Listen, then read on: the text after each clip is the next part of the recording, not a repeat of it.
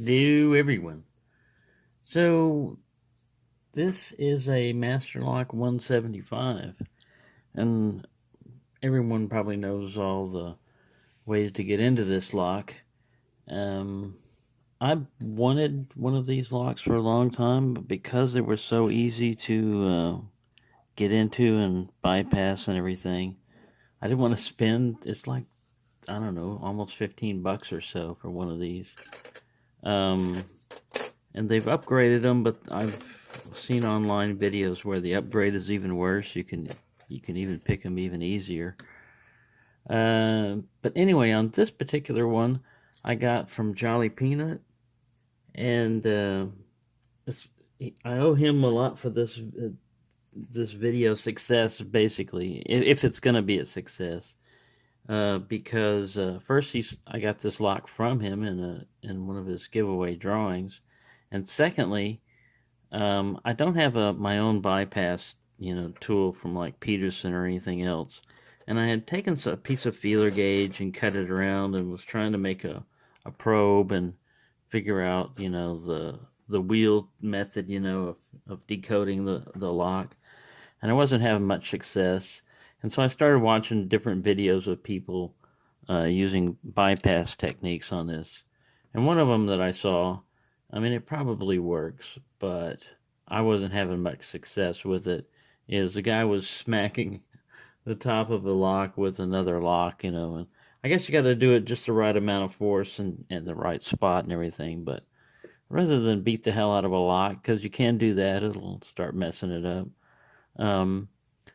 I looked at Jolly Peanut's video, and he had one of these Chinese Extractor sets that he just basically cut the hook off of the end of it, and it's a cheap way because you can get these sets for like $4 on in Banggood, and I happen to have a set already, so I just cut the end off with 10 snips, and it's kind of flimsy. And I'd always seen you go on the third wheel, but I watched his video and he went on the second wheel. I think he went on this side of it, but I went on this side to do it. It doesn't always work.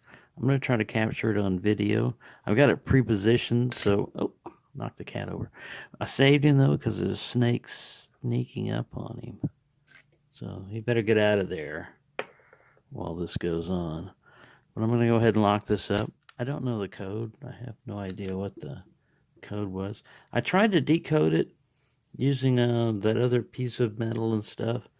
And it's got like false gates or something on it where it'll throw it different. I was trying to get it to where I stab it down at a 45-degree angle, and it I don't know if this one, at the end of my pick, a bypass thing is bent a little bit, and this was kind of tricky when I did it.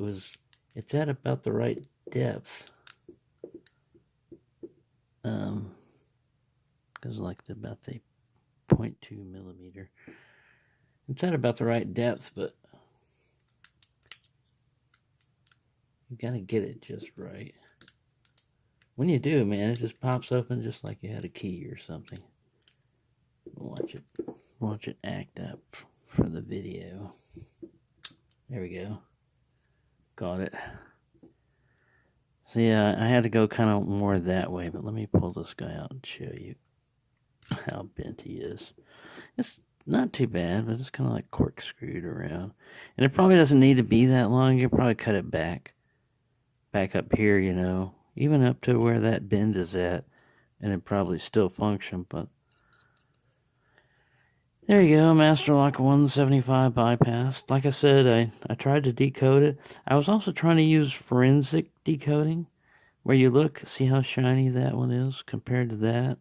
You try to get all the shiny spots up, and you might hit the code, especially one that's been used a lot and everything. Because if somebody keeps styling these things, I've used that to decode these before.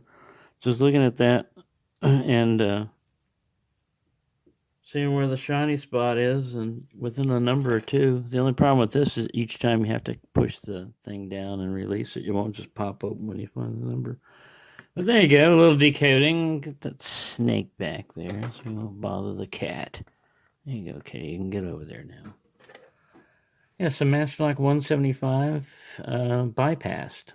So I don't know if it's really like picking. It's not really picking, but I stuck something that looks like a broken pick in there. But yes, I'm glad I got this. It's always good to have an example of a bad lock. Because they use this crap everywhere, man. It's on the swimming pool thing.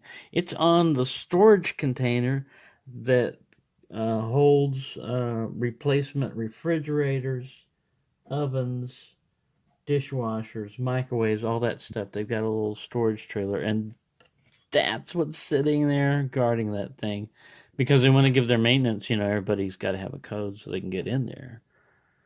Yeah, and I used to think these things were. I think I had a Corbin, one of these when I was in the military because I thought, man, this is cool. You don't have to carry a key and you got a code. And I don't know if the old ones were bypassable, but if they were as easy as this, then it was just the illusion of security.